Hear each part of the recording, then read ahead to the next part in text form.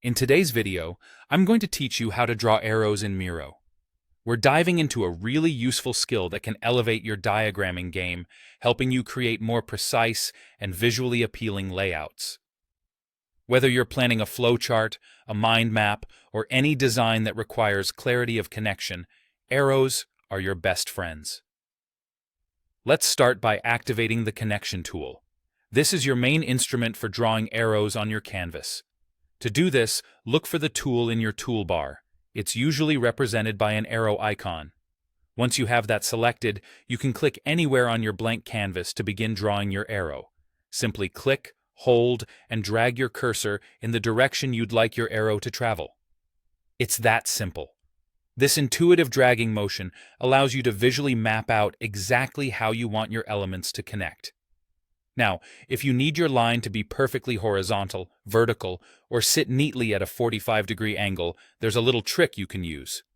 While you're holding down that mouse button and drawing, press the Shift key.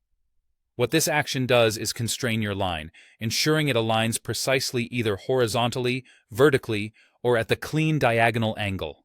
It's exceptionally useful when you're looking to maintain a polished and structured appearance, making sure everything is geometrically sound and professional. There might be times when your arrows just don't want to sit where you need them, often snapping automatically to objects or guidelines on your canvas. While this can be quite helpful, at times you want full control over your drawings. In those scenarios, hold down the Control key if you're using a Windows system, or the CMD key if you're on a Mac. This will disable the automatic snapping feature, allowing you to place your arrow in a free-form fashion wherever you prefer. This gives you the flexibility to creatively direct your arrows without the interference of the snap-to-object feature.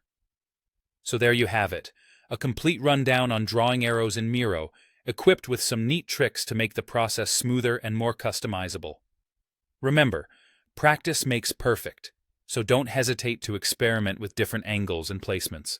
With these techniques, you're all set to create diagrams that not only convey information clearly, but also stand out visually. Until next time, keep exploring and have fun drawing in Miro.